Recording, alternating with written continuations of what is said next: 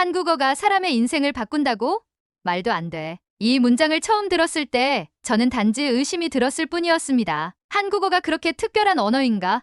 전 세계 수많은 언어 중 하나일 뿐인데 인생이 바뀐다니 너무 낭만적인 소리 같았죠. 저의 이름은 에바 슐레겔입니다. 오스트리아 빈에서 활동 중인 프리랜서 기자이고 주로 아시아 지역의 인도주의적 이슈를 취재해 왔습니다. 그런데 이상하게도 최근 몇 년간 제가 다루는 수많은 이야기 중에 자꾸 한국어, 그리고 한국이라는 나라가 등장하기 시작했습니다. 처음은 우연이었어요. 캄보디아의 한 직업 훈련소, 다음은 우즈베키스탄의 청년 리더 캠프, 그리고 마침내 네팔의 한 시골 마을에서 저는 운명의 이야기와 마주하게 됩니다. 그곳은 카트만두에서 차로 6시간을 더 들어가야 도착할 수 있는 곳이었습니다. 전기가 끊기는 건 일상이었고 우물에서 물을 길어야 하는 마을이었죠. 그런데 이상한 풍경이 저를 멈춰 세웠습니다. 마을 중심에 위치한 작은 건물에 달린 간판이었습니다. 서울 한국어 학원. 분명 한국어로 쓰여 있었고 심지어 맞춤법도 완벽했습니다. 그 옆에선 10대의 청년들이 EPSTOPIK 교재를 들고 335 모여 앉아 무언가를 열심히 암기하고 있었습니다. 이건 단순한 관심이 아니었습니다. 생존의 열망, 기회의 언어로서의 한국어였죠. 취재를 계속하던 중 저는 이 마을에서 특별한 가족을 만나게 됩니다. 8명의 자녀를 둔 한 가정이었고 그날은 마침 가족회의가 열리는 날이었습니다. 부부는 막내인 12살 소년 라지브를 향해 무언가를 결의하듯 말했습니다. 라지브에게 모든 걸 걸어보자. 저 아이가 한국어를 배워서 한국에 가는 거야. 가족 중 누군가는 살아야 하잖아. 그 말은 저를 멈춰 세웠습니다. 12살 소년에게 가족 전체의 미래를 건다는 것. 이건 단순한 교육의 문제가 아니었습니다. 선택이 아니라 생존의 방식이었습니다. 그날 밤 저는 라지브의 방에 초대받았습니다. 나무로 된 책상, 그 위엔 낡은 한국어 교재와 함께 종이 한 장이 붙어 있었죠. 포기하지 마. 넌 한국으로 간다. 그 문구를 바라보던 저의 눈가가 뜨거워졌습니다. 저는 평생 수많은 절망의 이야기를 취재해왔지만 그렇게 단순하고도 단단한 의지를 본 적이 없었습니다. 그날 이후 저는 결심했습니다. 이 이야기는 단순한 희망의 메시지가 아니라 세계가 알아야 할 진실이라고. 그리고 그 소년 라지브의 여정을 기록하기로 마음먹었습니다. 다음 날부터 라지브의 하루를 따라다니며 취재를 시작했습니다. 새벽 5시 기상, 16시간의 학습, 한국 드라마로 듣기 훈련, 지역 라디오로 한국 방송 수신, 그리고 교재를 필사하는 그의 손. 누가 이 어린아이에게 이런 인내를 가르쳤을까요? 아니요. 아마도 세상이 그렇게 만든 것일지도 모르겠습니다. 그의 가족은 10년 동안 저축한 돈과 소중한 물소 2마리를 팔아 라지브에게 한국어 교육 기회를 제공했습니다. 라지브는 말했습니다. 형, 가족이 저에게 모든 걸 걸었어요. 전 꼭 해내야 해요. 한국에 가고 싶어요. 그리고 제가 다시 이 마을로 돌아와서 가족 모두가 함께 웃을 수 있게 하고 싶어요. 그의 눈은 단 한 번도 흔들리지 않았습니다. 그 눈빛은 단순한 어린아이의 꿈이 아닌 가족의 생존을 짊어진 전사의 것이었습니다. 그렇게 몇 개월이 지나고 라지브는 EPS 시험에 응시하게 됩니다. 시험 당일 마을 전체는 마치 축제처럼 떠들썩했습니다. 시험 결과가 발표되는 순간 마을 회관에선 생중계가 이뤄졌고 라지브의 형이 울먹이며 외쳤습니다. 형 됐어요. 합격했어요. 그 순간 회관 안은 눈물과 환호로 가득 찼습니다. 누군가는 울며 땅에 주저앉았고 어떤 아이는 이제 우리도 희망이 생겼다며 외쳤죠. 그러나 진짜 이야기는 이제부터였습니다. 시험 결과가 발표된 그날 밤 마을은 축제와도 같았습니다. 전기를 아껴야 하는 마을이지만 그날만큼은 모든 집에서 등을 켰고 라지브의 집 앞에는 작은 불꽃놀이가 펼쳐졌습니다. 누군가는 쌀을 모아 잔치를 준비했고 이웃들은 각자 조금씩 음식을 가져와 하나의 커다란 식탁을 만들었습니다. 하지만 그 환희의 중심에 있는 소년 라지브는 말없이 하늘을 올려다보고 있었습니다. 저도 조용히 그 옆에 다가가 물었습니다. 기분이 어때요, 라지브? 그는 잠시 생각하더니 조용히 말했습니다. 형, 이제 진짜 무서워요. 합격은 끝이 아니라 시작이잖아요. 제가 실망시키면 우리 가족은 어떻게 되죠? 그 말에 저는 마음이 아려왔습니다. 12살, 아직 유치한 장난을 치며 놀아야 할 나이에 그는 너무 큰 짐을 짊어지고 있었습니다. 저는 그에게 말했죠. 실망시키는 건 실패가 아니라 포기하는 거예요. 라지브는 절대 그런 아이가 아니잖아요. 그의 눈에 번지던 눈물은 곧 미소로 바뀌었습니다. 그날 밤 라지브는 가족들과 마지막 저녁을 보냈습니다. 어머니는 라지브에게 손수 지은 천으로 만든 작은 가방을 건넸고 그 안에는 마을의 흙 한 줌과 가족 사진이 들어 있었습니다. 언제 어디서든 이걸 보면 우리가 너를 얼마나 사랑하는지 기억해라. 그 말을 듣던 라지브는 끝내 울음을 터뜨렸고 그 순간을 촬영하던 저의 손도 떨리기 시작했습니다. 며칠 후 라지브는 카트만두 공항으로 향했습니다. 마을 사람들 대부분이 버스를 타고 공항까지 배웅을 나왔고 라지브는 작은 정장 차림으로 버스에 올라탔습니다. 그 옷은 가족들이 마을 전통시장에서 구해온 라지브에겐 조금 큰 옷이었습니다. 이건 형이 커가는 만큼 희망도 커진다는 뜻이야. 형의 그 한마디에 라지브는 웃으며 고개를 끄덕였습니다. 공항에 도착하자 처음 보는 세상이 펼쳐졌습니다. 라지브는 여권과 비자를 손에 꼭 쥔 채 긴장된 표정으로 출국장을 향했습니다. 그리고 그 순간 그는 저에게 마지막 인사를 건넸습니다. 형, 한국에 가면 매일 한국어로 일기 쓸 거예요. 실수해도 괜찮아요. 계속할 거예요. 그리고 저 꼭 다시 돌아올게요. 더 큰 이야기를 만들러요. 그의 말에 저는 고개를 끄덕이며 약속했습니다. 내가 그 다리를 놓을 때까지 형도 이 이야기를 계속 쓸게. 그렇게 라지브는 비행기에 올랐습니다. 히말라야의 바람을 뒤로하고 낯설지만 꿈꾸던 나라, 한국을 향해 날아갔습니다. 그리고 저 역시 마음속으로 되뇌었습니다. 이제부터 진짜 이야기가 시작됩니다. 비행기가 인천공항 활주로에 착륙했을 때 라지브는 두 손을 무릎 위에 올리고 조용히 기도했습니다. 부디 잘 시작할 수 있게 해주세요. 라지브의 눈에 비친 인천공항은 그야말로 충격이었습니다. 공항 건물의 규모, 안내판의 질서, 그리고 무엇보다 그곳을 분주하게 움직이는 사람들의 표정. 다들 바쁘지만 불안해 보이지 않았습니다. 자신감 있는 걸음과 정확한 동선. 마치 한 편의 오케스트라 같았습니다. 입국 수속을 마치고 나오자 한 통역사가 다가와 조심스럽게 말했습니다. 여기서부터는 저희가 도와드릴게요. 환영합니다. 그 한마디에 라지브의 눈이 잠시 촉촉해졌습니다. 처음 듣는 한국에서들은 첫 번째 한국인의 환대였습니다. 공항버스를 타고 경기도의 한 공장지대로 이동하며 라지브는 창밖으로 펼쳐지는 풍경을 넋 놓고 바라봤습니다. 이 모든 것이 TV에서만 보던 장면들이었습니다. 신호등이 정확히 바뀌고 도로가 깨끗하며 버스는 한치의 오차도 없이 정류장에 정차했습니다. 그러나 설렘도 잠시. 다음 날부터 시작된 라지브의 첫 출근지는 상상보다 훨씬 냉혹했습니다. 그가 배정받은 곳은 금속 부품을 다루는 제조업체였습니다. 직원 대부분은 한국인 중장년층이었고 베트남, 방글라데시, 몽골에서 온 외국인 노동자들도 몇몇 있었습니다. 문제는 첫 인사에서부터 시작됐습니다. 안녕하십니까? 잘 부탁드립니다. 라지브는 최대한 발음을 또렷하게 하려 애썼지만 그의 말은 동료들의 웃음으로 돌아왔습니다. 야, 발음이 왜 이렇게 어눌해? 드라마만 봤지? 실제 한국어는 다르다니까. 그 말에 그는 얼굴이 붉어졌습니다. 모국에서 모든 가족이 자신에게 쏟은 기대와 희망이 무너지는 듯한 느낌이었습니다. 그는 그날 저녁 숙소 침대에서 소리 없이 울었습니다. 이게 내가 원하던 한국일까?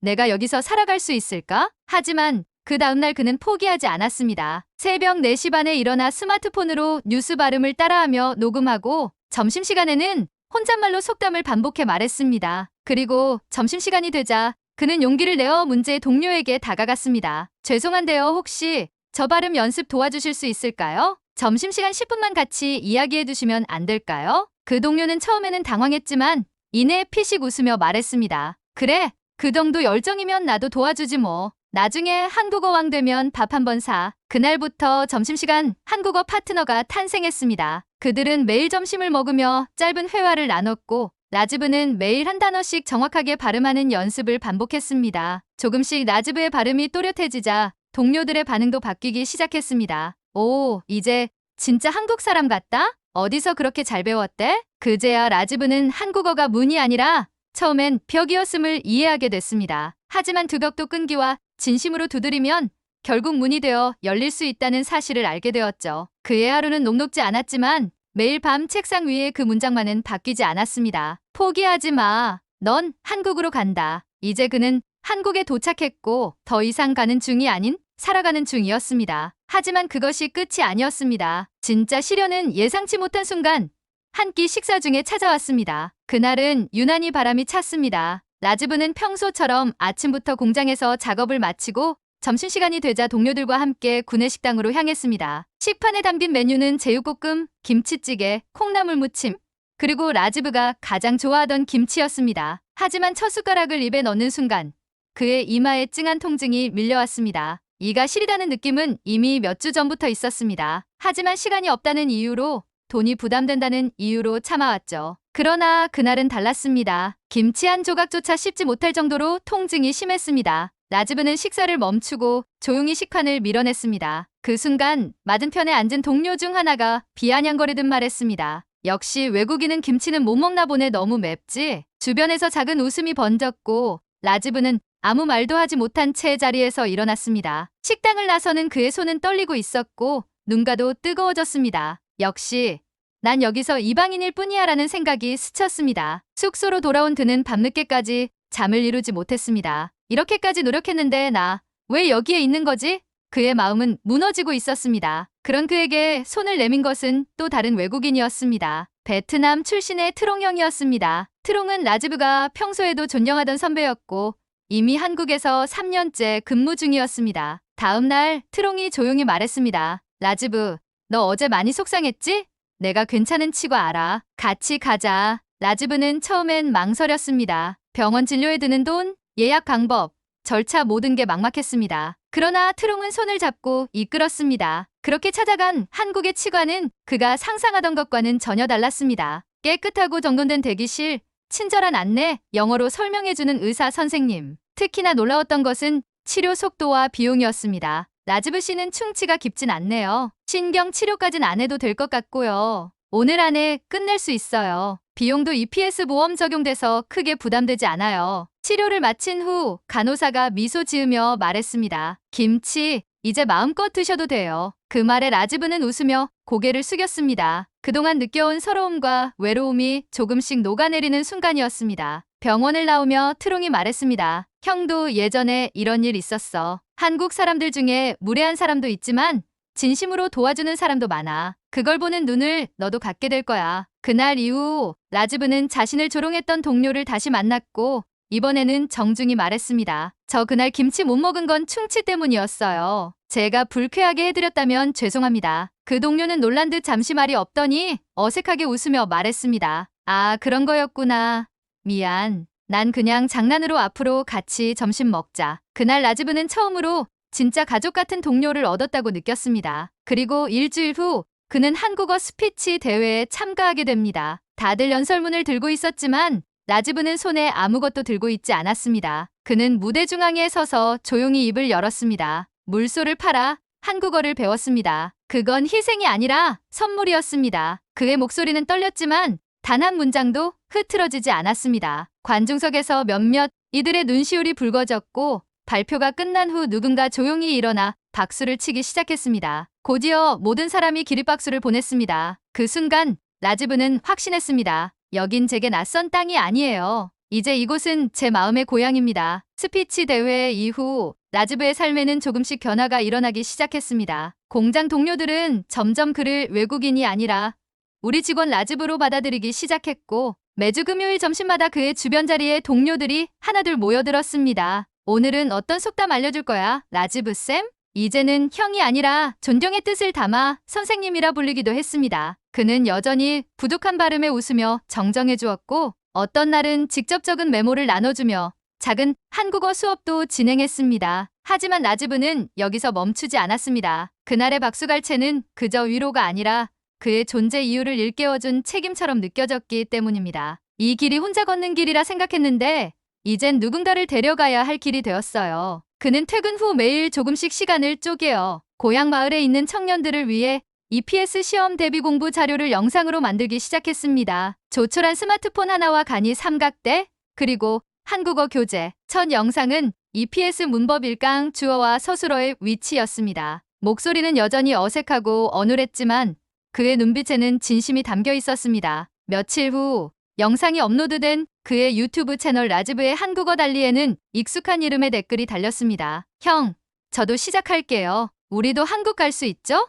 D8. 그 댓글을 보는 순간 라지브의 눈가가 붉어졌습니다. 고향의 D8, 자신의 가장 친한 친구이자 EPS 시험을 포기하려 했던 아이였습니다. 이제는 그의 영상을 보며 다시 꿈을 꾸기 시작한 것입니다. 이후 그는 매주 토요일 줌을 통해 고향 마을 청년들과 한국어 스터디를 진행했습니다. 참석자 수는 처음엔 3명이었지만 점점 늘어나 20명이 넘는 학생들이 함께했습니다. 그들은 형, 선생님, 희망의 달이라고 라지브를 불렀습니다. 한국에서도 점점 라지브의 이야기가 퍼지기 시작했습니다. 한 방송사에서 인터뷰 요청이 들어왔고 이주노동자의 새로운 모델이라는 타이틀로 그의 삶이 소개되었습니다. 동료들은 그 방송을 함께 보며 웃었습니다. 야, 저게 우리 라지브야. 진짜 멋지지 않아? 그리고 어느 날 그는 큰 결심을 하게 됩니다. 2년 만에 휴가를 내 고향으로 돌아가기로 한 것이었습니다. 인천공항에서 다시 네팔 카트만두까지 그리고 다시 험한 산길을 넘은 끝에 도착한 마을. 그는 가방을 들고 조용히 들어섰고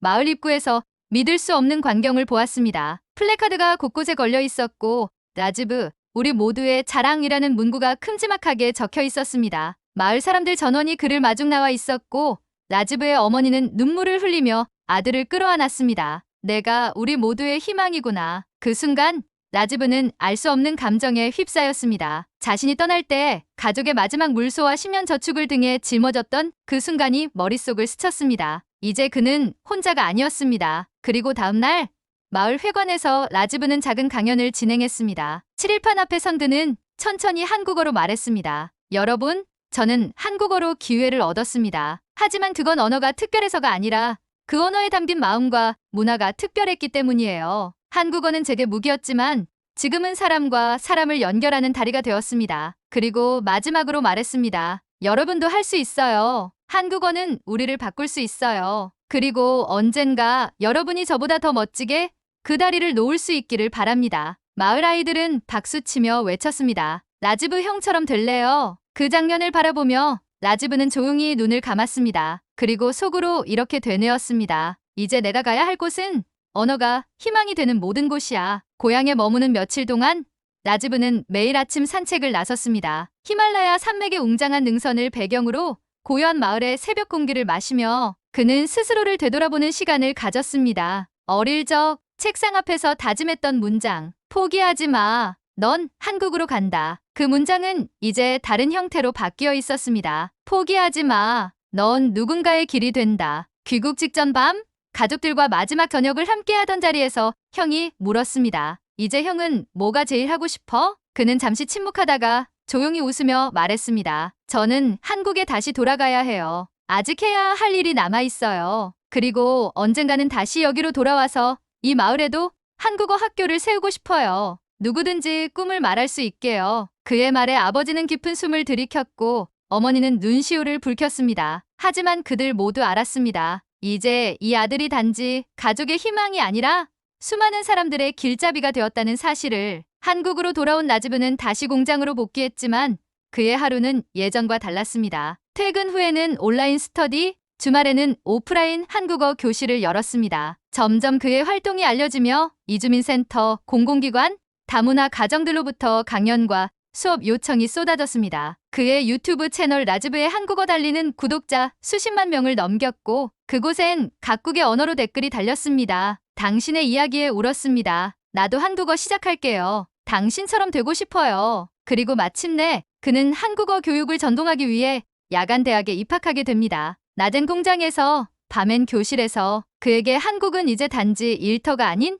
인생의 새로운 출발점이었습니다. 졸업식 날 그는 한국어로 다시 한번 무대에 섰습니다. 여러분, 한국어는 단순한 언어가 아닙니다. 저에겐 그게 생존이었고 사랑이었고 다시 태어나는 길이었습니다. 저는 한국어로 상처를 받기도 했지만 더 많이 치유받았습니다. 여러분이 이 언어를 배운다면 단지 한국에서 일할 수 있는 것이 아니라 사람의 마음을 이해하게 될 거예요. 그리고 마지막으로 말했습니다. 저는 이제 두 개의 고향을 가졌습니다. 하나는 이 언어가 시작된 곳, 그리고 하나는 이 언어가 꿈이 된 곳입니다. 관중 속에는 그를 처음 조롱했던 동료도 있었고 스터디에서 함께 공부하던 외국인 친구들도 있었습니다. 모두가 기립박수를 쳤고 라지브는 조용히 고개를 숙였습니다. 몇 달 후 그는 다시 네팔로 향했습니다. 하지만 이번에는 돌아가는 것이 아니라 시작하는 마음이었습니다. 그는 마을 중심에 작은 간판을 걸었습니다. 한국어 학교 달리 프로젝트. 간판 아래엔 이렇게 쓰여 있었습니다. 이곳에서 시작된 꿈은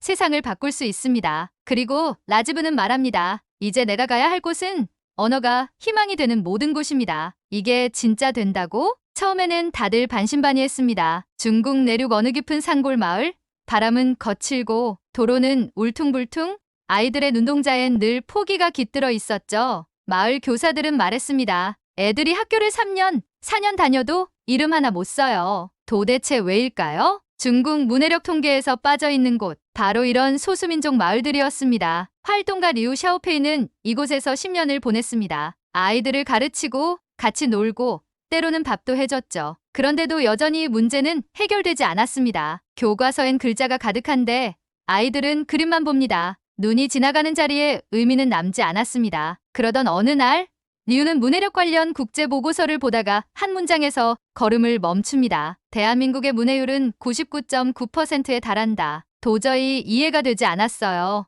인구도 많고 한국어도 꽤나 어려워 보였는데 어떻게 이런 수치가 가능할까? 그 궁금증은 곧 한글이라는 문자 체계에 대한 집착으로 이어집니다. 검색창에 한글 구조, 한글 창제 원리를 넣는 순간 리우는 그 자리에서 얼어붙었습니다. 자음은 발음기관을 형상화했고 모음은 천지인의 철학을 반영했다. 글자의 철학, 소리와 형태의 직관적인 일치? 아이들에게도 이런 글자라면 혹시? 망설임은 길지 않았습니다. 그날 밤 그는 팀원들에게 메일을 보냅니다. 제목 한글 실험 시도할 가치가 있습니다. 며칠 뒤 작은 교실, 낡은 칠판 위에 쓰인 낯선 글자. 무, 아, 노, 이것만이라는 소리야. 이 모양을 떠올려봐. 아이들은 고개를 갸웃했지만 조금씩 흥미를 가지기 시작했어요. 내 이름도 써볼래요. 그리고 그날 메이라는 아이가 처음으로 자신의 이름을 한글로 또박또박 써내려갔을 때 리우는 말문이 막혔습니다. 그 눈동자에 처음으로 내가 나를 표현할 수 있다는 자각이 깃들어 있었거든요. 이라는 글자를 또박또박 따라 쓰던 아이의 손이 멈췄습니다. 리우는 조심스럽게 다가가 물었죠. 왜 멈췄어? 아이는 눈을 깜빡이며 대답합니다. 이 글자가 웃는 얼굴처럼 보여요. 교실 안에 순간 조용해졌어요. 다른 아이들도 하나둘 고개를 끄덕이며 칠판을 바라봅니다. 그 글자가 그냥 기호가 아니라 감정이 담긴 얼굴처럼 보인다고요. 아이들의 눈이 반짝이기 시작했습니다. 그것은 교과서에서 한 번도 본 적 없는 빛이었어요. 리우는 그날 밤 일지를 쓰며 손을 떨었습니다. 아이들은 문자를 두려워하지 않는다. 다만 그 문자가 자기 것이 아니었을 뿐이다. 이튿날 그는 더 과감한 시도를 합니다. 아이들에게 자음과 모음의 기본 원리를 설명하며 내가 하고 싶은 말을 한글로 써보자고 했어요. 처음엔 쭈뼛거리던 아이들이 하나둘씩 종이에 소리를 새겨 넣기 시작했습니다. 바무, 샤노, 추구리하고 그림으로만 가득하던 공책 한 켠에 처음으로 문자의 행렬이 생겨났습니다. 선생님들도 놀랐습니다. 글을 읽지 못하던 아이들이 불과 몇 시간 만에 단어를 조합하고 있었어요. 이건 애들이 장난치는 게 아니에요. 진짜로 이해한 거예요. 그 말은 리우의 가슴을 찔렀습니다. 아이들이 처음으로 문자를 쓸 수 있다는 자각을 갖게 된 순간 그것은 단순한 실험 그 이상의 것이었어요. 바로 그때 조용히 앉아있던 메이라는 아이가 손을 들었습니다. 선생님, 제 이름 다시 써볼래요. 더 예쁘게. 그 종이 위에 무해행이라는 글자가 새겨졌을 때 리우는 알았습니다. 이 아이들에게 문자는 더 이상 두려운 상형 문자가 아니라 나를 설명하는 도구가 되었음을. 메이가 자신의 이름을 쓰고 나서 교실 안 공기는 분명히 달라졌습니다. 1명, 2명 아이들이 차례로 종이를 들고 와 말합니다. 이건 내 엄마 이름이에요. 형 이름도 써볼래요. 우리게 이름도 쓸 수 있어요? 이름을 쓴다는 건 단지 문자 조합 이상의 일이었습니다. 그건 아이들의 세계에 소속이 생기기 시작한 순간이었어요. 내 이름, 내 가족, 내가 사는 세계를 표현할 수 있다는 자각은 마치 얼어붙은 땅에 새순이 솟는 것처럼 강렬했죠. 학교 선생님들도 놀라기 시작했습니다. 같은 애들 맞아요? 저 아이 수업 시간에 늘 조용했는데 며칠이 지나자 학급 분위기는 눈에 띄게 달라졌습니다. 수업 중 자발적인 발표가 늘어나고 글자 쓰는 시간이 되면 아이들이 제일 먼저 교실에 들어왔어요. 심지어 쉬는 시간에도 친구들끼리 한글로 이름 놀이를 하며 깔깔대는 모습에 한 선생님은 조용히 눈물을 훔치기도 했습니다. 마을에서는 이상한 소문이 돌기 시작했죠. 그 교실에 이상한 외국 글자를 배우는데 애들이 다 좋아한다더라. 그게 한국에서 만든 글자라나?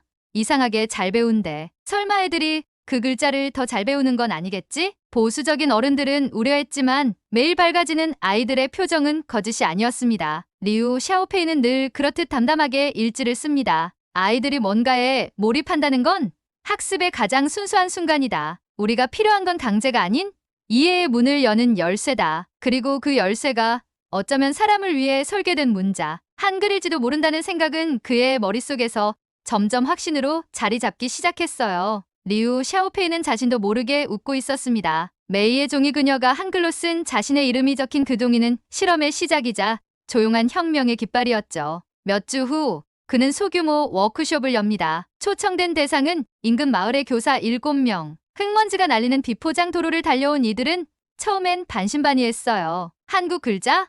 그거 외국어잖아요. 애들한테 한자도 어려운데 이건 또 뭡니까? 굳이 다른 글자를 배워야 하나요? 리우는 말 대신 칠판에 조용히 글자를 씁니다. 고, 노, 덜, 띠. 그리고 입술 모양과 혀의 움직임을 직접 보여줍니다. 자음이 입 모양을 본떠 만들어줬다는 사실에 교사들의 눈이 동그래졌습니다. 이게 발음 구조와 연결되어 있어서 애들이 소리를 먼저 이해할 수 있어요. 글자가 개념이 아니라 그림처럼 느껴지는 거죠. 회의적인 눈빛이 점점 사라졌고 교사 중 한 명이 중얼거렸어요. 왜 우린 처음부터 이렇게 안 했을까요? 파일럿 프로그램은 그날 이후 빠르게 확산되었습니다. 가까운 마을 2곳, 그리고 이후 3곳 참여 학교는 늘어났고 아이들이 한글로 이름을 쓰는 모습은 마치 바이럴 영상처럼 교사들 사이에서 퍼져나갔습니다. 그 속에서 가장 눈에 띈 변화는 자존감이었습니다. 전 제 이름을 쓸 수 있어요. 이건 제가 만든 단어예요. 한글로 동화책을 만들어도 돼요? 한 번도 자신을 문자로 표현해 본 적 없던 아이들이 이제는 직접 단어를 만들고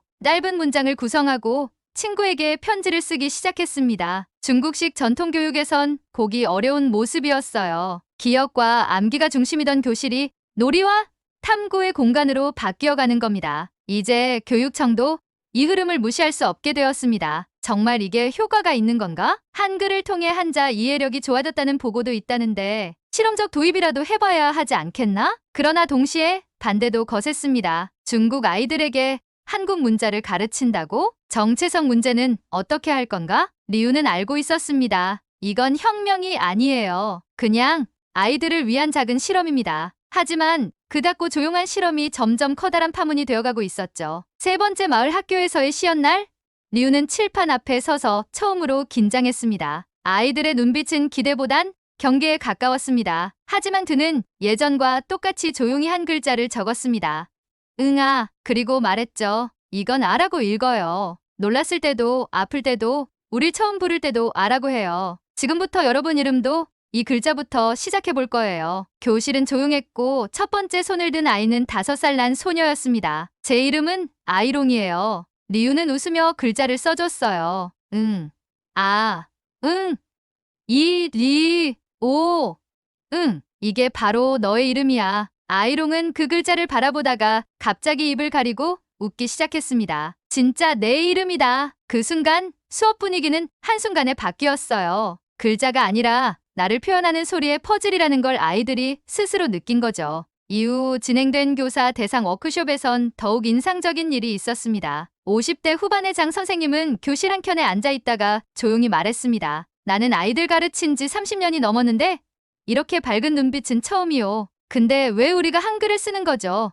우리 문자는요? 그 질문은 날카롭지만 꼭 필요한 것이었습니다. 리우는 잠시 생각한 뒤 대답했습니다. 한글은 목적이 아닙니다. 아이들이 글자와 소리를 연결하는 경험을 하게 하려는 겁니다. 이걸 통해 아이들이 글자에 대한 자신감을 얻게 되면 그 다음은 한자든 무엇이든 스스로 배울 수 있게 됩니다. 장 선생님은 한참을 침묵하다가 고개를 끄덕였습니다. 그리고 다음 날 그의 수업 시간엔 놀라운 일이 벌어졌습니다. 아이들이 직접 만든 한글 카드로 친구 이름을 외우고 그 이름으로 짧은 동요를 만들고 있었던 거죠. 응이리응오응, 응아응이리오응. 그 장면은 영상으로 찍혀 SNS에 공유됐고 멀리 떨어진 교사들 사이에서도 퍼지기 시작했습니다. 댓글엔 이런 반응들이 달렸습니다. 진심으로 감동입니다. 아이들이 글자를 배우는 게 아니라 즐기고 있네요. 우리 반에도 도입해보고 싶어요. 자료를 받을 수 있을까요? 하지만 한편에선 긴장이 고조되기 시작합니다. 교육청 회의에서 어떤 국장이 말했습니다. 아이들에게 다른 나라 문자를 교육하는 건 민감한 문제입니다.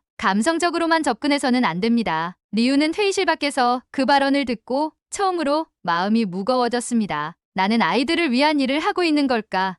아니면 문제를 일으키고 있는 걸까? 해당 프로그램은 잠정 중단하겠습니다. 리우 샤오페이는 그 말을 들었을 때 무언가가 무너지는 소리를 들었습니다. 소수민족 학교들을 대상으로 한 한글 교육 실험이 정치적 이슈로 번지기 시작한 겁니다. 몇몇 언론은 이 실험을 문화 침투라고 표현했고 SNS에서는 중국 아이들이 한국 글자를 배우는 건 옳지 않다는 논란이 들끓기 시작했습니다. 리우 선생님, 우리 잘못된 거예요? 메이의 질문은 칠판보다 더 아프게 그의 가슴에 꽂혔습니다. 아니야, 메이야. 너희는 잘못한 게 하나도 없어. 하지만 그는 알고 있었습니다. 현장의 변화가 언제나 옳다고 받아들여지진 않는다는 걸. 교육청으로부터의 연락은 점점 더 까다로워졌고 실험에 참여했던 학교들은 외부 압력 속에서 혼란에 빠졌습니다. 몇몇 교장은 더 이상 자료 공유를 중단하겠다고 통보했고 한 선생님은 조용히 속삭였습니다. 우린 아이들만 보고 가르쳤는데 이게 이렇게까지 되다니. 리우는 큰 결심을 합니다. 아이들에게 마지막 수업을 열기로 한 거죠. 그날 그는 교실 한가운데에 앉아 아이들에게 말합니다. 오늘은 특별한 걸 배울 거야. 우리가 왜 이 글자를 배웠는지 진짜 이유를 찾아보자. 아이들은 종이 한 장씩을 받아듭니다. 그리고 그 위에 한글로 자기 이름을 씁니다. 그러자 메이가 다시 손을 듭니다. 선생님, 제 이름 잘 쓴 건가요? 리우는 메이의 종이를 바라보다가 조용히 말합니다. 메이야, 그건 너의 이름이니까 절대 틀릴 수 없어. 그 순간 아이들의 눈빛은 다시 살아났습니다. 글자는 지식이 아닌 존재의 증거가 되었습니다. 그리고 바로 다음 날 반전이 시작됩니다. 한국립대 교수와 다큐멘터리 팀이 이 실험을 다룬 영상을 온라인에 공개한 것입니다. 영상 제목은 단순했지만 강렬했습니다. 읽을 수 없던 아이가 나를 썼습니다. 3분짜리 영상은 순식간에 수백만 조회수를 기록했고 수천 개의 댓글이 달렸습니다. 이건 문자 교육이 아니라 인간 존엄에 대한 이야기입니다. 한글이 이렇게 쓰일 수 있다니 눈물이 납니다. 이 실험은 세계 문해력 정책의 전환점이 될 수 있어요. 영상 속 메이는 자신이 쓴 이름을 들고 웃고 있었고 배경엔 리우의 음성이 울렸습니다. 문자는 지식이 아니라 기회의 문입니다. 그리고 그 문을 여는 열쇠는 사람을 위한 문자로부터 시작되어야 합니다. 영상이 퍼진 지 일주일, 리우 샤오페이의 메일함은 멈추지 않고 울렸습니다. 해외 교육단체,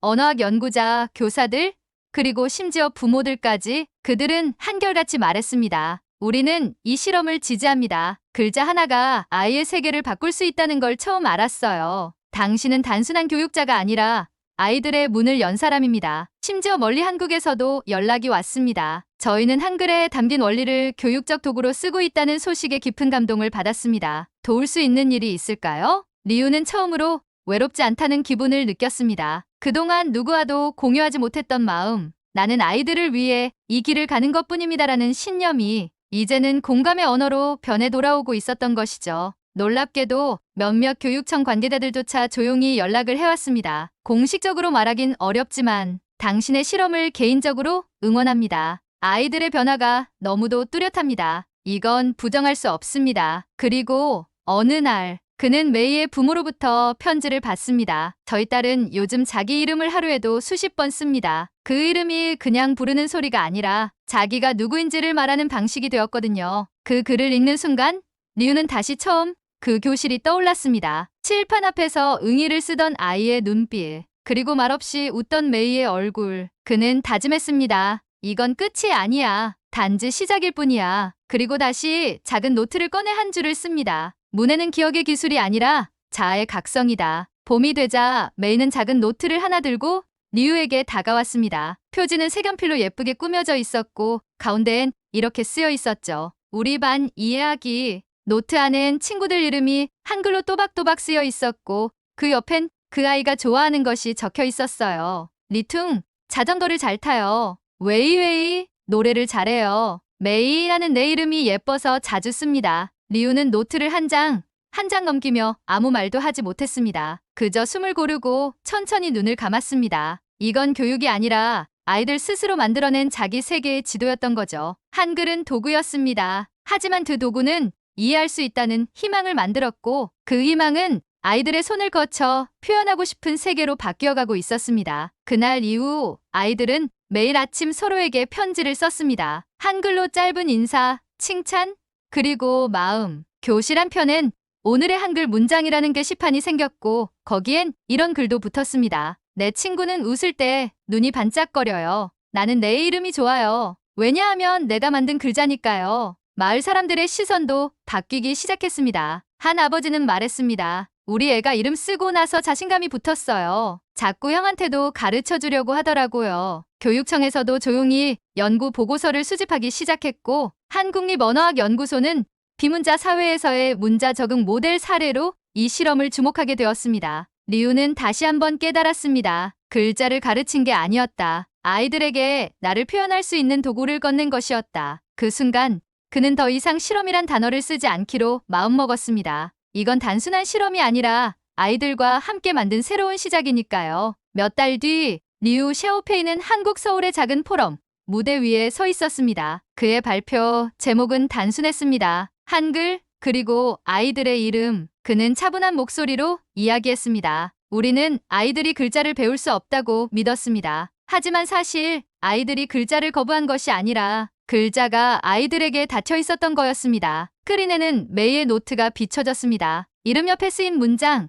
나는 내 이름이 예뻐서 자주 씁니다. 관중석에선 조용한 탄성이 새어나왔고 누군가는 눈가를 훔쳤습니다. 리우는 이어 말했습니다. 한글은 사람을 위한 문자입니다. 복잡함보다 직관, 암기보다 이해. 이 문자는 아이들에게 글자 그 이상이었습니다. 그들에게 있어 한글은 내가 누군지 말할 수 있는 권리였어요. 그리고 고개를 숙이며 덧붙였습니다. 우리는 문해를 정보 습득의 수단으로만 여겼습니다. 하지만 저는 지금 문해란 존재를 증명하는 언어라고 믿습니다. 발표가 끝난 뒤 수많은 사람들이 그에게 다가왔습니다. 어떤 이는 말했습니다. 당신 이야기를 듣고 우리 아이에게 처음으로 손편지를 써보고 싶어졌어요. 한글의 철학이 이토록 사람을 향한 것이었다니 처음 알았습니다. 그리고 리우는 마지막 화면을 띄웁니다. 아이들이 직접 만든 우리 이름 도감, 수십 개의 이름, 각자의 글자, 그리고 함께 적힌 마음들. 나는 내가 좋아요. 나는 이름을 쓸 수 있어서 기분이 좋아요. 글자는 무서운 게 아니라 친구예요. 그는 미소를 지으며 말했습니다. 이건 어떤 혁명도 아닙니다. 그저 아이들이 자신을 만난 순간의 기록일 뿐이에요. 카메라는 그의 얼굴을 비추며 천천히 멀어집니다. 화면은 어둡게 전환되며 마지막 자막이 올라갑니다. 문자는 지식이 아니라 기회의 문이다. 그리고 그 문을 여는 열쇠는 사람을 위한 문자에서 시작된다. 감사합니다. 이 이야기가 마음에 드셨다면 구독과 좋아요 부탁드려요. 또 다른 국뽕 스토리를 원하신다면 댓글로 제보해주세요. 당신의 사연이 다음 이야기의 주인공이 될 수 있습니다. 말도 안 되는 일이 벌어졌습니다. 제 지식이, 제 신념이, 그리고 지난 20년간의 연구 인생이 한순간에 무너졌지요. 안녕하세요. 저는 제이슨 윌리엄스입니다. 영국 케임브리지 대학교에서 문화인류학을 가르쳐온 지 벌써 30년이 훌쩍 넘었습니다. 동아시아 문화의 뿌리를 연구하며 오랜 시간 동안 중국 중심의 문화 확산설을 믿어왔습니다. 제가 연구해온 논문만 수십 편, 제자들도 세계 곳곳에 퍼져 있지요. 그렇게 제 삶은 늘 확신 속에 있었습니다. 하지만 그 확신은 한순간에 뒤바뀌고 말았습니다. 그 시작은 아주 단순했지요. 중국의 역사와 영향력, 특히 한나라와 청나라 시기의 문화 확장을 연구하기 위해 아시아 현지를 직접 답사해보기로 한 겁니다. 오랜만에 현장 조사라 조금은 들뜨기도 했지요. 연구 목적으로 시작된 이번 여정이 제 인생을 송두리째 바꿀 줄? 그때는 상상도 못했습니다. 처음 목적지는 중국 내몽골 자치구였습니다. 과거 유목민들이 지나던 길을 따라가며 자료를 모으는 게 제 계획이었죠. 그런데 그 여행길에 우연히 한 가족을 만나게 되었고 그 만남이 저를 완전히 다른 길로 이끌었습니다. 그날 중국 기차역 대합실에서 벌어진 일이었습니다. 제 연구는 늘 한 방향이었습니다. 동아시아의 문화는 중국에서 시작되어 한국, 일본 등지로 확산되었다. 그것이 저의 주장이었고 동료 학자들도 대부분 그렇게 믿고 있었지요. 특히 한국은 중국의 영향을 많이 받은 수용 문화로 인식되고 있었습니다. 그래서 저는 내몽골로 향했습니다. 그곳은 중국과 북방 유목 문화의 접점, 오래전부터 혼합된 문화들이 존재하는 지역이지요. 전통적인 한자 문화권과는 조금 다른 독특한 흔적들이 남아있는 곳이기도 했습니다. 제 목표는 그 지역에서 중국의 흔적을 확인하고 그것이 한국까지 어떻게 흘러갔는지를 찾는 것이었습니다. 그렇게 저는 열차를 타고 북쪽으로 올라갔습니다. 해가 지고 기차는 먼지 자욱한 벌판을 달렸습니다. 그날따라 유난히 기온이 낮았고 저는 몸을 잔뜩 웅크리고 있었죠. 기차가 어느 중간역에 멈춰 섰을 때였습니다. 제 맞은편 좌석에 한국어를 쓰는 가족이 올라탔습니다. 딸, 어머니, 그리고 할머니로 보이는 세 사람이었어요. 혹시 여기 앉아도 될까요? 그 따뜻한 목소리에 저는 고개를 끄덕였고 이 낯선 가족과의 인연이 시작됐습니다. 그 가족의 막내딸 이름은 하은이었습니다. 12살쯤 되어 보이는 그 아이는 영어를 제법 잘했고 유창한 발음으로 저에게 말을 걸었지요. 혹시 영어 아세요? 네, 저는 영국에서 왔습니다. 이런 대화가 시작되고 자연스럽게 그 가족과 이야기를 나누게 되었습니다. 그들은 할머니의 고향이 내몽골 인근이라는 이유로 가족 여행을 왔다고 했습니다. 할머니는 오래전 이 지역에서 살다 한국으로 이주했다고 하셨지요. 그 이야기를 듣는 순간 저는 가슴이 두근거렸습니다. 왜냐면 그 말은 제 연구와도 관련이 있었거든요. 내몽골 출신의 한국계 이민자라니 이건 정말 드문 사례였습니다. 저는 조심스레 몇 가지 질문을 던졌고 가족은 웃으며 대답해 주셨습니다. 할머니는 오래된 설화 이야기를 해주셨는데 그 내용이 어딘가 익숙했습니다. 마치 제가 어릴 적 읽었던 한국 신화처럼 느껴졌지요. 그 순간 저는 생각했습니다. 이 사람들과 조금 더 오래 이야기할 수 있다면 뭔가 더 큰 것을 알 수 있을지도 모른다. 하지만 그때는 몰랐습니다. 곧이어 벌어질 사고가 저를 완전히 새로운 세계로 데려다 줄 줄은요. 기차는 서서히 내몽골 국경 근처의 작은 마을에 가까워지고 있었습니다. 하은이네 가족과의 짧은 대화는 어느새 따뜻한 교류로 바뀌었고 저는 그들과 마치 오랜 친구처럼 느껴졌습니다. 그날 밤 기차가 갑작스럽게 멈춰 섰습니다. 기관사의 안내방송이 이어졌고 저는 중국어에 서툴러 무슨 일인지 제대로 알지 못했지요. 그때 하은이 어머니가 조용히 말씀해 주셨습니다. 기차 아래 타이어가 문제가 생겼대요. 근처 마을에서 수리를 해야 한대요. 그렇게 우리는 예정에도 없던 조그마한 마을에서 하룻밤을 보내야 했습니다. 기차역 근처에는 작은 여관 하나가 있었고 하은이네 가족은 저를 함께 묵자며 초대해 주셨습니다. 그날 밤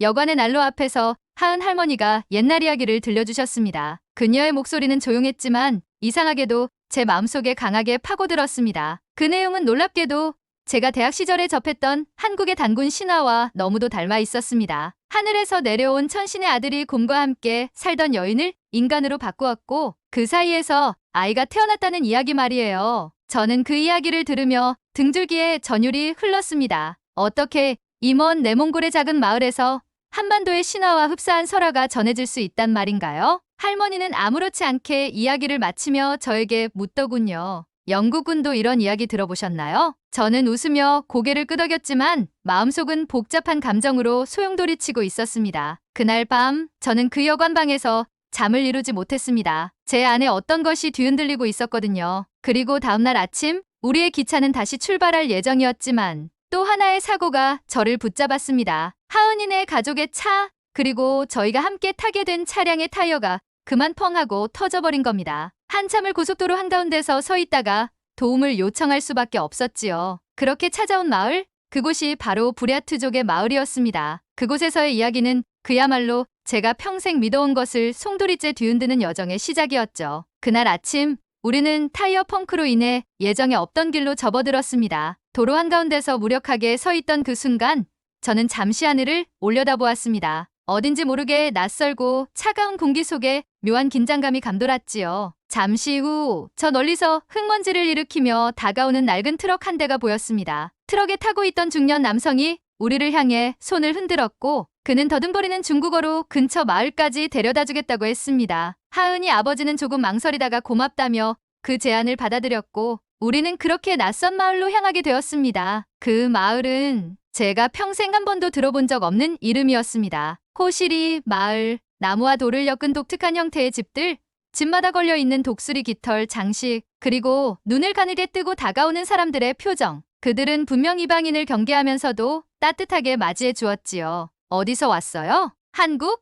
영국? 그들 중 몇몇은 아주 간단한 한국어를 했고 또 몇몇은 러시아어와 몽골어를 섞어 말을 걸었습니다. 하은이 할머니는 조용히 중얼였습니다. 이거 내가 어릴 때 들었던 말투인데 그 순간 저는 무언가를 느꼈습니다. 이곳은 단순한 몽골 마을이 아니었습니다. 사람들의 얼굴, 언어, 심지어 손짓까지 어딘가 한국인들과 닮아 있었습니다. 학자로서 죄책감이 강하게 반응하고 있었지요. 그날 저녁 마을의 한 가장이 우리를 자기 집으로 초대했습니다. 불에 구운 고기와 마늘을 곁들인 음식이 나왔고 전통 술이 따라졌습니다. 그들의 환대는 진심이었고 우리는 조심스럽게 대화의 물꼬를 텄지요. 우리는 부랴트족입니다. 북쪽 숲에서 내려왔지요. 부랴트족이요? 러시아와 몽골 사이에서 살아왔어요. 그런데 우리 조상이 남쪽에서 왔다고도 해요. 아주 오래전. 저는 순간 귀를 의심했습니다. 남쪽에서 왔다고요?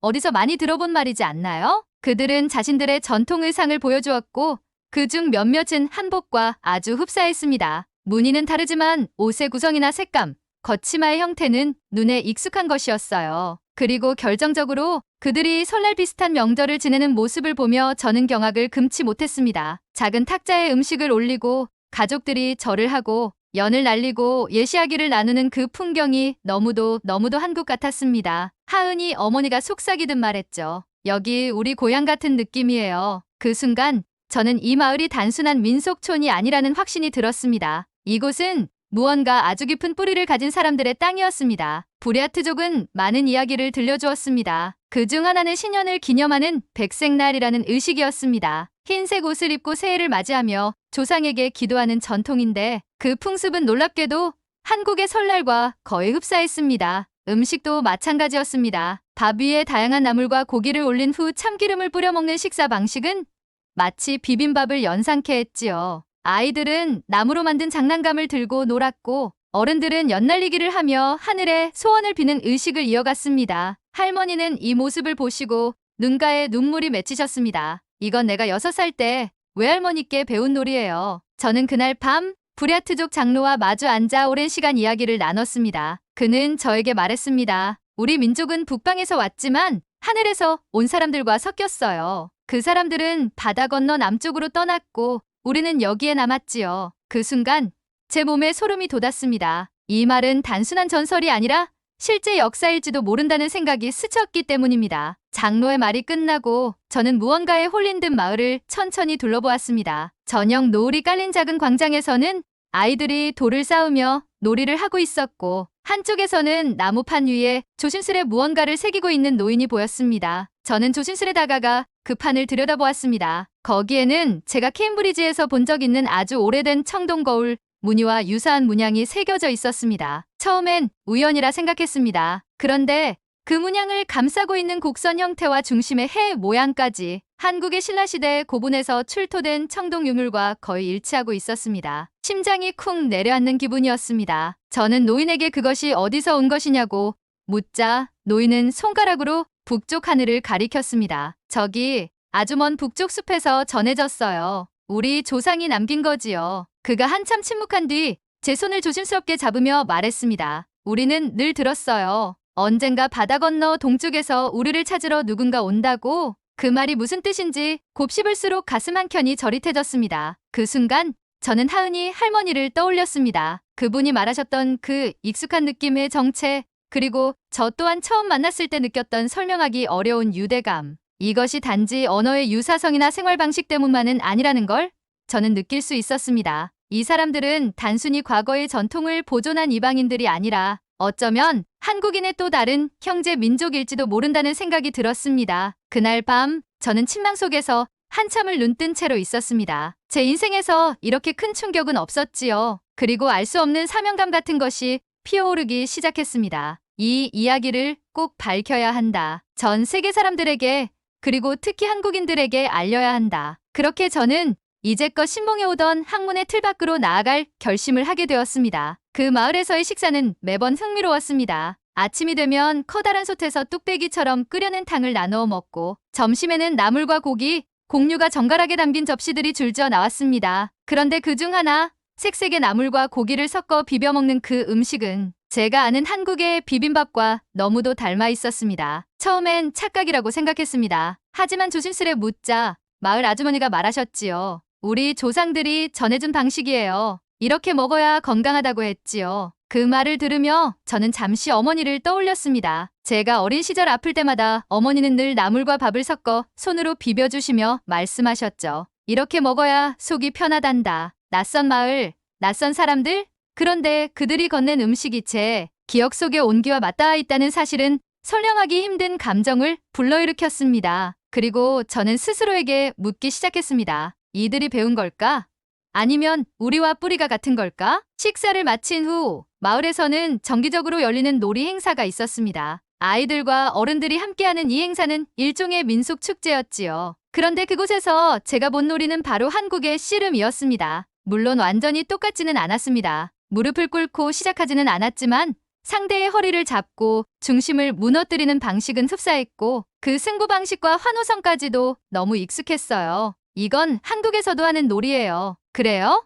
우리는 아주 오래전부터 했어요. 그리고 또 하나, 마을 한쪽에서 젊은 청년이 연주하는 현악기의 소리에 저는 가슴이 뭉클해졌습니다. 그 악기는 가야금과 놀라울 만큼 닮아 있었고 그 음색은 마치 제가 서울에서 들었던 국악 공연의 선율과 같았습니다. 저는 잠시 눈을 감고 그 음을 들었습니다. 바람을 타고 흐르는 멜로디 속에 수천 년의 세월이 녹아있는 듯했습니다. 그리고 그 안에서 저는 한국의 혼혼을 느꼈습니다. 며칠 후 마을의 장로가 조심스럽게 꺼낸 고문서와 함께 들려준 전설은 제가 평생 쌓아온 지식의 탑을 무너뜨렸습니다. 우리 조상들은 하늘에서 온 이들과 섞였다고 합니다. 그들은 해를 숭배했고 큰 곰과 호랑이를 신성하게 여겼지요. 그리고 그들 중 일부는 남쪽으로 떠나 바다를 건넜답니다. 그 말은 단군 신화와 거의 일치하는 내용이었습니다. 태백산에서 하늘신이 내려와 곰과 호랑이에게 쑥과 마늘을 주었다는 이야기. 그것은 단지 신화로만 알고 있었는데 이곳에서 구전되는 방식으로 들으니 전혀 다른 무게로 다가왔습니다. 그리고 장로가 펼친 오래된 문서, 한지와 닮은 얇은 종이, 그 위에 남겨진 상형 문자 같은 문양들. 저는 바로 사진을 찍고 러시아 대학의 동료 교수에게 분석을 요청했습니다. 며칠 뒤 도착한 메일에는 이렇게 적혀 있었습니다. 문양은 분명 고대 예니세이 문자 계통이며 일부는 고조선 문서에서 보이는 구조와 매우 흡사합니다. 제 머리는 혼란스러웠습니다. 그리고 확신이 들기 시작했습니다. 지금 내가 보는 이 현상은 단순한 우연이 아니다.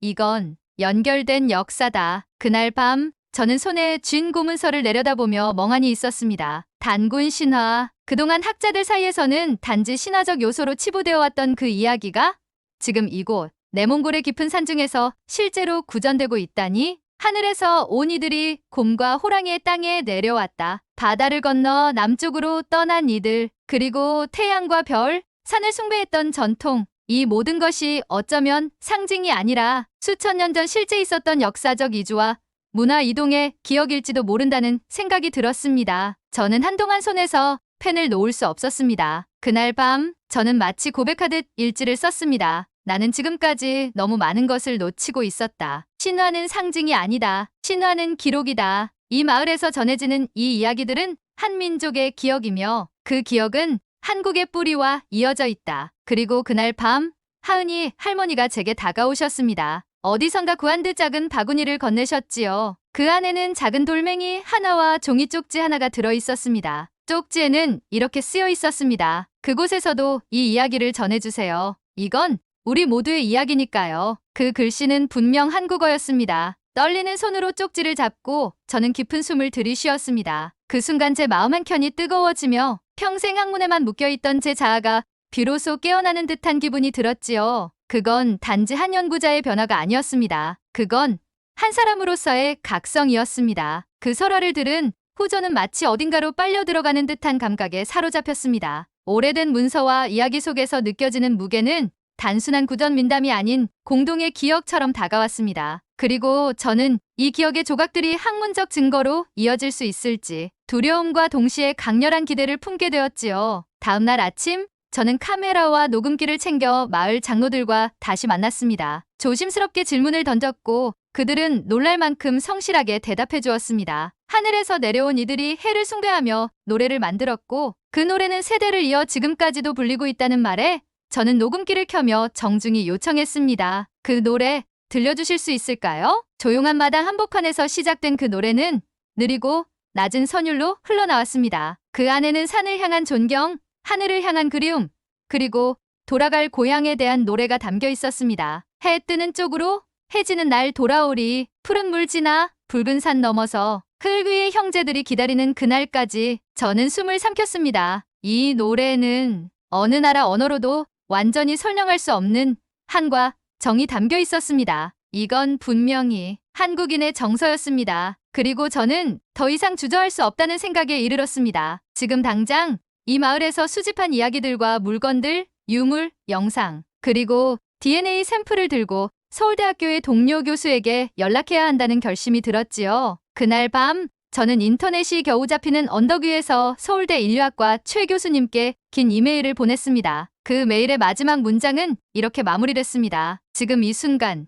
우리는 한국인의 잃어버린 형제들을 마주하고 있는지도 모릅니다. 저는 그 진실을 학문이 아닌 마음으로도 증명하고 싶습니다. 그리고 저는 기다렸습니다. 제 인생이 바뀔 수 있는 아주 작은 확인을. 그 모든 과정을 거쳐 저는 마침내 한 권의 책을 세상에 내놓게 되었습니다. 한국의 북방 기원. 이 책은 단순한 학문서가 아니라 제 삶의 전환점이자 진심을 담은 기록입니다. 서울문화원에서 열린 세미나에서 저는 이렇게 말했습니다. 저는 한국을 연구하러 아시아에 왔지만 한국의 일부가 되어 돌아갑니다. 그날 맨 앞줄에 앉아 계셨던 하은이 할머니가 눈시울을 붉히며 저를 바라보셨습니다. 그분이 제 손을 꼭 잡고 말씀하셨죠. 이제서야 고향으로 돌아온 것 같아요. 당신 덕분에 우리가 잊고 있던 이야기가 다시 깨어났어요. 그 말을 듣는 순간 저는 더는 학자나 외국인이 아니었습니다. 그저 같은 뿌리를 공유한 한 사람이었습니다. 지금 이 영상을 보고 계신 여러분, 우리가 알고 있던 역사는 어쩌면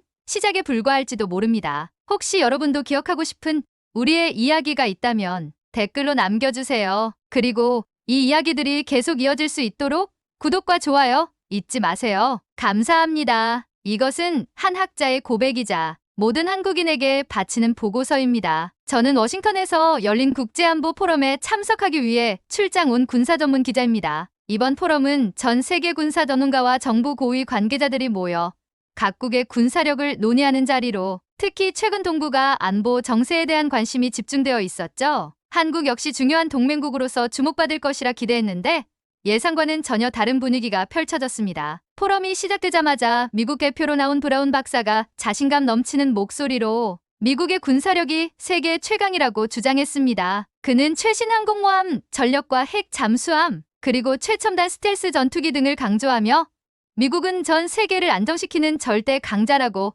목소리를 높였죠. 박사의 발표가 끝나자 자연스럽게 청중의 시선이 중국 대표에게로 향했습니다. 곧이어 연단에 오른 중국 대표 칭하 교수는 여유롭게 미소를 지으며 말을 시작했습니다. 군사력만으로 강대국을 논할 수는 없습니다. 경제력이 뒷받침되지 않는 군사력은 모래성에 불과하죠. 그는 중국의 경제력과 군사력이 결합되어 아시아에서 가장 강력한 힘을 발휘하고 있다고 주장했습니다. 중국은 더 이상 미국의 군사적 압력에 흔들리지 않습니다. 칭하 교수의 강경 발언에 청중들 사이에서 웅성거림이 일었죠. 일본 대표 타카하시 교수도 가만히 있지 않았습니다. 그는 미국과의 긴밀한 군사 동맹을 강조하며 일본은 경제력과 기술력, 그리고 미국과의 안보 협력으로 아시아의 평화를 지키고 있다고 말했습니다. 특히 일본의 자위대 전력과 해상방어 능력을 부각하며 중국을 견제하려는 의도를 숨기지 않았죠. 그런데 이 모든 논의 속에서 한국은 마치 투명인간처럼 취급되고 있었습니다. 사회자 저스틴 스콧은 이 점을 의식했는지 한국의 군사력에 대한 의견도 들어봐야 하지 않겠습니까? 라고 조심스럽게 물었지만 미국과 중국, 일본 대표는 서로 눈치를 볼 뿐 아무도 대답하지 않았습니다. 포럼 분위기는 어느새 한국이 논외로 취급되는 묘한 상황으로 흘러갔죠. 그때였습니다. 한 인물이 천천히 연단으로 걸어 나왔습니다. 등 뒤로 빛이 비추며 등장한 그는 바로 전 미군 장성인 리처드 밀러였습니다. 밀러 장군은 강단에 서자마자 청중들을 둘러보며 차분한 목소리로 말을 꺼냈습니다. 군사력은 단순한 숫자가 아니라 실전 능력과 현장 대응력이 핵심입니다. 밀러 장군은 곧바로 한국을 군사 강국으로 평가하며 한국은 단순한 동맹국이 아니라 동북아의 군사 중심지라고 단언했습니다. 그 한마디에 포럼장 분위기는 순식간에 바뀌었습니다. 밀러 장군의 강단 있는 발언에 미국, 중국, 일본 대표들은 당황한 표정을 감추지 못했습니다. 특히 칭하 교수는 한국이 왜 군사 강국으로 평가되는지 의아하다는 표정을 지으며 주변 사람들에게 속삭였습니다. 그런 가운데 밀러 장군은 한국 군사력의 실체를 구체적으로 설명하기 시작했습니다. 이제야 비로소 한국에 대한 진지한 평가가 시작된 것 같아 저 역시 기대감이 차올랐습니다. 밀러 장군의 다음 발언이 궁금해 숨을 죽인 채 경청했습니다. 지금부터 한국이 왜 군사 강국인지 수치와 실전 사례로 증명해 보겠습니다. 그의 선언에 포럼장은 다시 조용해졌고 사람들은 하나같이 집중하는 모습이었습니다. 그 순간 저는 깨달았습니다. 이곳에서 한국의 진짜 힘이 드러날 시간이 왔다는 것을요. 밀러 장군은 잠시 숨을 고르며 연단을 굳건히 지켰습니다. 그는 청중들의 이목이 자신에게 쏠린 것을 확인하곤 차분하고 힘있는 목소리로 말을 이었습니다. 여러분, 실전에서 중요한 것은 단순한 장비의 수량이 아닙니다. 전력의 실효성과 전술적 응용력이 핵심이죠. 그의 첫마디는 너무도 당연하지만 동시에 가장 본질을 꿰뚫는 말이었습니다. 다시 한번 밀러 장군은 한국의 군사력을 언급했습니다. 한국은 단지 미국의 동맹국이 아닙니다. 한국은 동북아시아에서 가장 강력한 실전 능력을 갖춘 군사 중심지입니다. 그의 목소리엔 확신이 가득 차 있었습니다. 밀러 장군은 한국의 전력에 대해 구체적인 데이터를 하나씩 제시하기 시작했습니다. 현재 한국군의 병력 규모는 약 50만 명입니다. 예비군까지 포함하면 약 300만 명에 달하죠. 이는 단순한 수치가 아니라 즉각 동원 가능한 전투력을 의미합니다. 그는 이어 한국 육군의 핵심 전력인 K 전차를 언급했습니다. K 전차는 세계 최상급 전차로 평가받고 있으며 한국은 약 2,600대를 보유하고 있습니다. 이는 일본보다 3배 이상 많은 수치입니다. 청중들 사이에서 탄성이 흘러나왔습니다. 일본 대표 타카하시 교수는 표정이 굳어졌고 중국 대표 칭하 교수 역시 곤란한 듯 미간을 찌푸렸죠. 밀러 장군은 이에 아랑곳하지 않고 계속해서 한국 군사력을 나열했습니다. 또한 K9 자주포는 실전에서 가장 신뢰할 수 있는 화력 지원 장비입니다. 한국은 이 자주포를 100문 이상 보유하고 있으며 그 성능은 이미 여러 차례 실전에서 입증되었습니다. 공군 전력 또한 압도적입니다. F-35 스텔스 전투기를 포함해 약 800대의 항공 전력을 갖추고 있으며 해군은 세종대왕급 이지스 구축함과 최신형 잠수함을 운용 중입니다. 밀러 장군이 하나하나 실체를 언급할 때마다 청중들은 놀라움을 감추지 못했습니다. 특히 한국 군사력을 무시하던 전문가들 사이에서 웅성거림이 일기 시작했습니다. 그럴 리가 없다.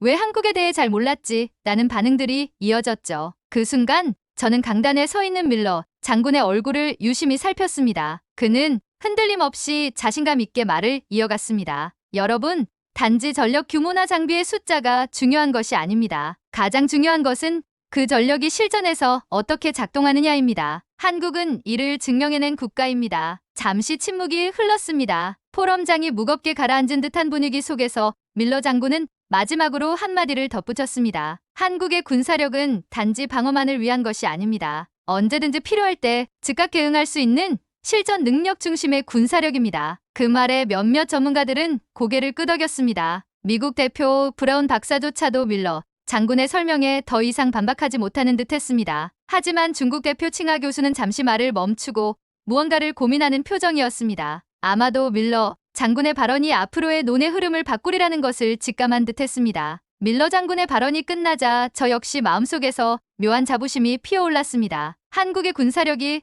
그저 주변국들에 비해 뒤처지는 존재가 아니라는 사실을 이렇게 명쾌하게 설명해주다니요. 저뿐만 아니라 포럼장 곳곳에서 한국에 대한 인식이 바뀌는 순간을 느낄 수 있었습니다. 그리고 그때 사회자 저스틴 스콧이 잠시 말을 멈춘 후 천천히 발언을 이어갔습니다. 한국의 군사력이 이렇게까지 체계적이고 강력하다는 점 오늘 처음 알게 된 분들이 많으실 겁니다. 그의 말에 포럼장의 분위기는 묘하게 술렁거렸습니다. 밀러 장군은 여전히 여유로운 표정으로 연단을 지켰습니다. 저도 그리고 많은 청중도 이제는 밀러 장군이 더 무슨 이야기를 할지 궁금해하며 기다리고 있었습니다. 이번 포럼이 어떻게 마무리될지 그리고 한국의 군사력이 또 어떤 평가를 받게 될지 예측할 수 없는 순간이었습니다. 밀러 장군의 발언 이후 포럼장은 잠시 침묵에 휩싸였습니다. 저도 여전히 놀란 상태로 메모를 정리하며 그가 이어갈 말을 기다렸습니다. 밀러 장군은 잠시 숨을 고르고 나서 더욱 구체적이고 강력한 주장을 펼치기 시작했습니다. 제가 오늘 이 자리에서 밝히고자 하는 것은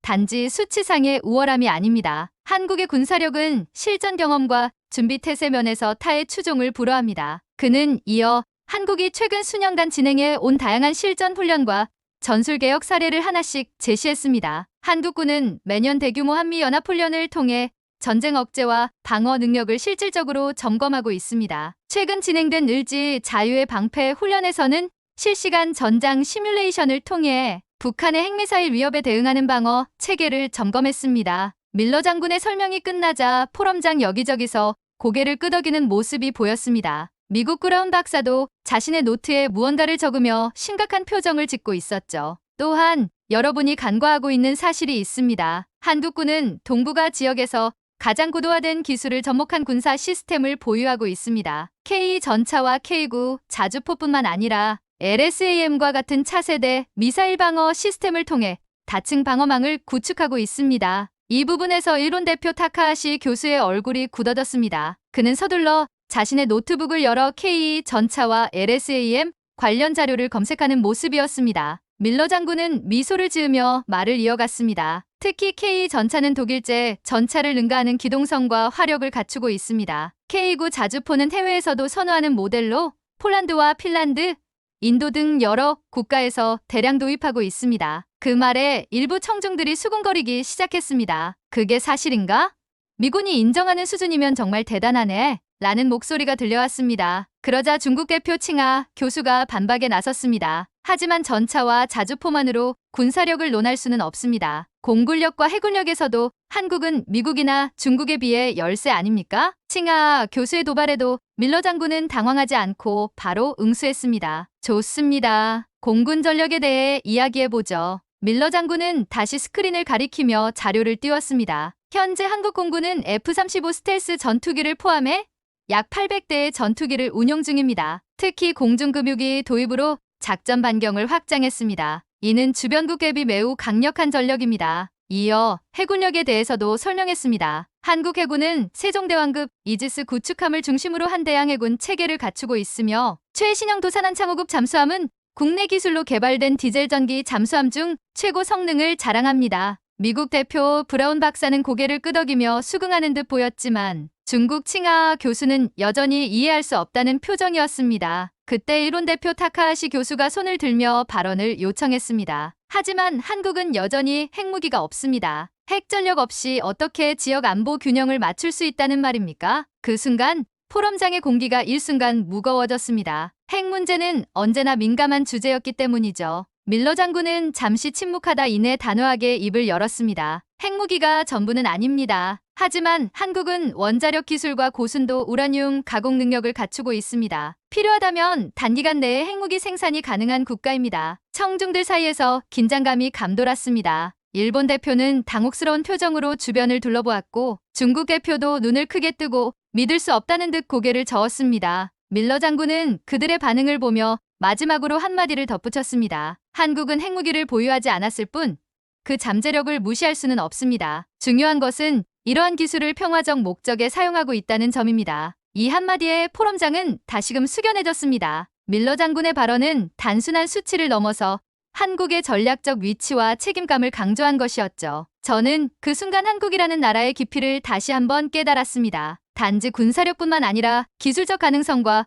국제적 책임감까지 고려한 발언은 한국의 위상을 다시 정의하는 듯 했습니다. 포럼장 밖으로 나갈 때 저는 밀러 장군이 보여준 한국의 진면목을 기사로 어떻게 전할지 고민하지 않을 수 없었습니다. 밀러 장군의 발언으로 포럼장은 깊은 침묵에 잠겼습니다. 한국이 핵무기 잠재력을 갖춘 국가라는 사실을 처음 듣는 듯한 반응이 여기저기서 터져나왔죠. 저도 순간 믿기지 않았습니다. 한국이 정말 핵무기를 만들 수 있는 능력을 갖추고 있다는 것일까? 그런데 그때였습니다. 중국 대표 칭하 교수가 자리에서 벌떡 일어나며 항의했습니다. 말도 안 됩니다.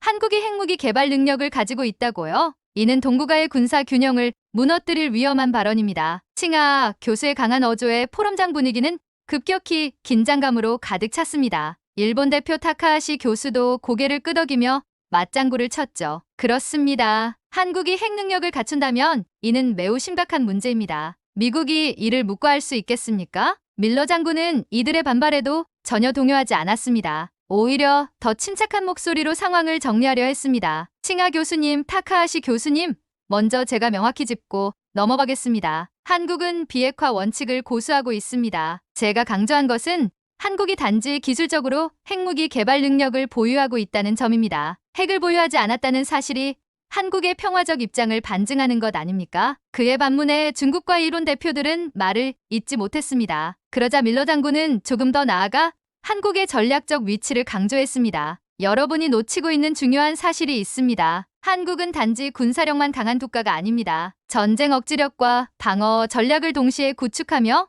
동북아 평화의 중심 역할을 하고 있습니다. 그 말에 사회자 저스틴 스콧도 고개를 끄덕였습니다. 한국이 단순히 군사 강국이 아니라 평화 유지를 위한 중심축이라는 점은 분명합니다. 그런데 중국 대표 칭하 교수가 다시 목소리를 높였습니다. 하지만 여전히 한국은 미군 주둔으로 인해 자주 국방에 한계가 있습니다. 과연 독자적 군사력을 가진 국가로 볼 수 있을까요? 밀러 장군은 이번에도 주저하지 않고 응답했습니다. 한국이 미군과 함께 안보를 책임진다는 사실은 부인할 수 없습니다. 하지만 중요한 것은 한국군 자체의 역량입니다. 주한미군이 없다 해도 한국은 자국 방어를 충분히 해낼 수 있는 능력을 갖추고 있습니다. 그때 포럼장에 참석한 한 독일 군사 전문가가 조심스럽게 손을 들었습니다. 질문이 있습니다. 한국의 군사력이 강하다고는 하지만 실전 경험이 부족하다는 지적도 있지 않습니까? 밀러 장군은 웃음을 지으며 답했습니다. 실전 경험이라 한국은 수십 년간 북한의 도발에 실시간으로 대응하며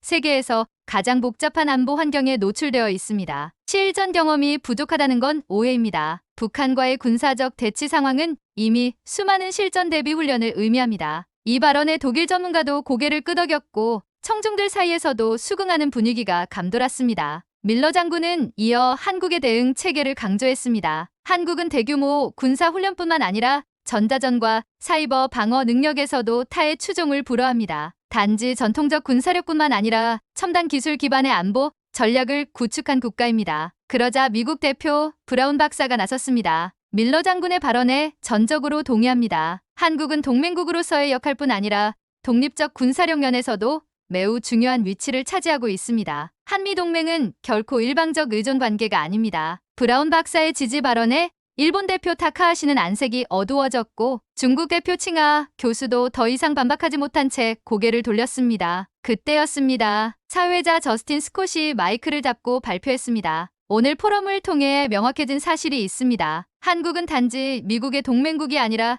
독자적 군사 강국입니다. 한국의 군사력에 대해 다시 한번 생각해볼 필요가 있습니다. 이 발언에 포럼장 곳곳에서 박수가 터져 나왔습니다. 밀러 장군은 한 걸음 물러서며 그 환호를 담담히 받아들였죠. 저는 그 장면을 보며 묘한 감동이 밀려왔습니다. 그동안 국제사회에서 한국의 군사력이 이처럼 객관적이고 명확하게 인정받은 적이 있었을까요? 밀러 장군의 분석 덕분에 한국이 다시금 제 위치를 찾은 것 같았습니다. 하지만 한편으로는 불안감도 밀려왔습니다. 이제 한국은 더 이상 군사적으로 무시할 수 없는 강대국으로 인정받게 되었지만 그만큼 외부의 견제도 심해질 것이 분명했습니다. 이 새로운 현실 속에서 한국이 어떤 길을 선택할지 궁금하면서도 걱정스러웠습니다. 포럼장은 여전히 밀러 장군의 발언으로 들끓고 있었습니다. 한국이 단지 동맹국에 의존하는 군사적 약소국이 아니라는 사실이 명백히 드러났으니까요. 특히 핵무기 잠재력과 자주 국방 가능성에 대해 미국의 전직 장성이 직접 언급하면서 분위기는 완전히 바뀌었습니다. 포럼이 막바지에 접어들 무렵 사회자 저스틴 스콧이 다시 마이크를 잡았습니다. 오늘 포럼을 통해 한국 군사력에 대한 새로운 시각을 얻게 되었습니다. 한국은 단지 미군 주둔에 의존하는 국가가 아니라 실질적 전투 능력과 방어 체계를 모두 갖춘 강대국입니다. 밀러 장군의 분석 덕분에 그 사실을 명확히 알게 되었습니다. 저 역시 한국 군사력을 취재할 때마다 느꼈던 의문들이 속 시원하게 풀리는 듯했습니다. 그동안 해외에서는 왜 이렇게 한국을 과소평가했던 걸까요? 밀러 장군의 한마디 한마디는 단순한 주장에 그치지 않았습니다. 객관적 수치와 실전 사례로 뒷받침되었기에 더욱 설득력이 있었습니다. 그러나 여전히 한쪽에서는 불만 섞인 목소리도 들렸습니다. 중국 대표 칭하 교수는 불편한 얼굴로 자리에서 일어났습니다. 하지만 한국이 이렇게 강력하다면 동북아 군사 균형이 흔들리는 것 아닙니까? 주변국의 불안이 커질 수밖에 없습니다. 그의 질문에 포럼장의 공기가 다시 무거워졌습니다. 한국의 군사력이 인정받는 만큼 외교적 부담도 커질 것이 분명했습니다. 그때 밀러 장군이 다시 발언권을 요청했습니다. 그는 앞으로 나와 천천히 청중을 바라보며 입을 열었습니다. 여러분, 강력한 군사력은 곧 평화를 유지하기 위한 수단입니다. 한국은 스스로를 지킬 수 있는 능력을 갖춘 만큼 동북아의 평화를 책임질 준비가 되어 있습니다. 군사력이 강하다고 해서 전쟁을 원한다는 의미는 아닙니다. 그의 진중한 목소리에 청중들은 고개를 끄덕였습니다. 미국 대표 브라운 박사도 다시 나서며 말을 이었습니다. 저 역시 이번 포럼을 통해 한국의 군사력에 대해 많은 것을 배웠습니다. 한미 동맹이 더욱 공고히 유지되어야 한다는 생각이 강해졌습니다. 브라운 박사의 말에 밀러 장군은 미소를 지으며 답했습니다. 한미 동맹은 군사적 협력뿐만 아니라 평화 유지를 위한 약속입니다. 한국은 스스로를 지키는 강력한 나라입니다. 미국 역시 그 사실을 존중해야 합니다. 갑작스러운 박수 소리가 울리며 포럼장이 떠들썩해졌습니다. 저도 무심코 손뼉을 치며 주변을 둘러보았습니다. 각국 전문가들이 고개를 끄덕이며 밀러 장군의 말을 인정하는 듯 했습니다. 이어서 일본 대표 타카하시 교수도 조심스럽게 손을 들었습니다. 한국과 일본 간 군사 협력도 더욱 필요하다고 생각합니다. 동북아 평화를 위해